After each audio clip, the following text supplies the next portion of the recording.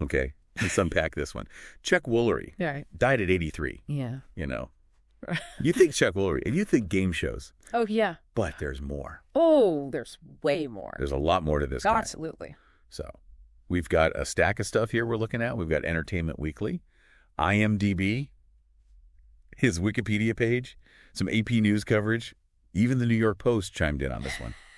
So we are going to dive deep into the life of Chuck Woolery. Let's do it. And figure out what made this guy tick. Because, you know, there's some stuff in here that's pretty surprising.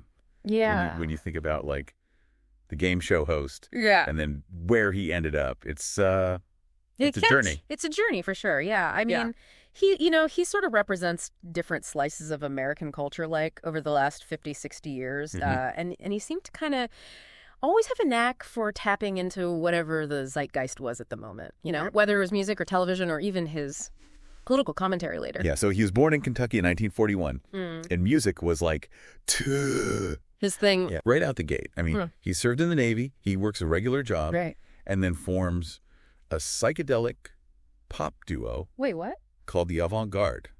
Really? This is like a movie. I did not know this about him. This is crazy, right? It's funny because you look at his career and you're like, oh, yeah, Wheel of Fortune and Love Connection, and that's kind of it. And there's so much more. This is so interesting. And they weren't just like messing around. They had a top 40 hit in 1968. Wow. With a song called Naturally Stoned.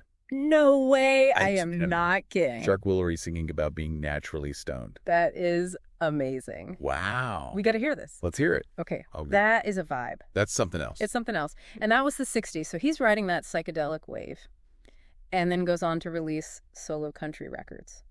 Talk about range. That's incredible. But television came calling right out. Yeah, like this is what's so interesting to me about him is that transition from music to television. He starts off with a children's show called New Zoo Review. Oh, yeah. Which ran for like 5 years in the 70s. You know? So like from psychedelic pop to entertaining kids, like he clearly knew how to connect with an audience. Yeah, he had that something special. Right. Like some people have it, some people don't. He had that IT factor. Yeah, the charisma. Whatever it was. The charm. Yeah, he had it. And then, you know, the game show era. Okay.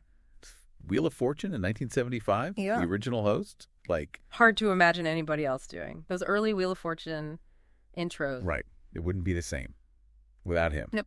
So he really set the tone for that show. He did. And even though he moved on in 81, it's like, that's his show. Right. Right. But then a couple years later, bam, Love Connection. Oh, yeah. Hits the airwaves. And that catchphrase. We'll be back in 2 and 2.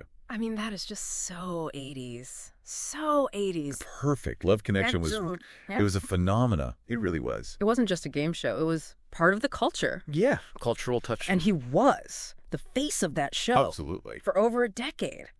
From 83 to 94. Yeah. And then, you know, ends up in the American TV Game Show Hall of Fame in 2007. Of course. So yeah. It's like, right. That's his thing, right? Right.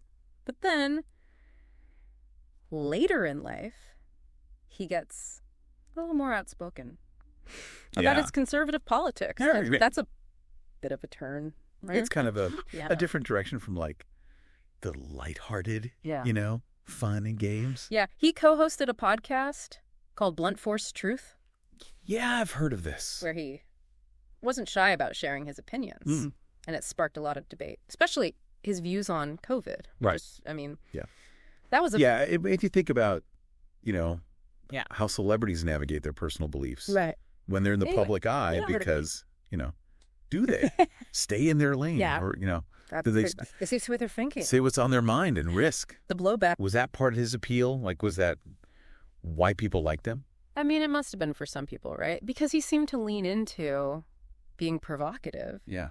But it's got to alienate some of his fan base, too. It probably did. Yeah. It's a tough line to walk, right? It's a tough line to walk. It's a balancing act for sure. It is. I mean, he was not afraid to, you know, risk alienating people to stay true to his beliefs. Yeah. And it wasn't. All he has sunshine and roses in his personal life either. He was married 4 times. Wow. Had 5 children. Yeah. And tragically lost his son, Chad, in a motorcycle accident back in 1986. Oh, that's awful. Yeah. So Must have been hard to, navigate that while being in the public eye. Right. Yeah. So continued to connect with his audience, never shying away from expressing himself. Right. Talented entertainer, bold commentator, a man who clearly lived life on his own terms. Yeah, you got that sense from him. He did things his way. Yeah. So what does this all mean? Chuck Woolery, more than game show host, musician, entertainer, commentator, a guy who was constantly reinventing himself. Yeah, I mean, he never wanted to be put in a box. Yeah, and he challenged us to see beyond the surface, right? He did. Yeah. He reminds us that people are complex. Yeah. And there's always more to the story than what we see. Right. And that's a great takeaway for all of us. Yeah. Think about favorite celebrities. What's underneath that public persona? What don't we know? What might surprise you? If you dug a little deeper. Yeah. Good question. Today is your lucky day. Today is the day that our $3 website works for you, paying you directly to your PayPal daily. Imagine $3 ongoing continuous payments to your PayPal account. Imagine falling asleep and waking up to $300 in your PayPal account. How would this make you feel? How could this help you? What bills could you pay? What kind of fun could you have? What does that retirement look like now?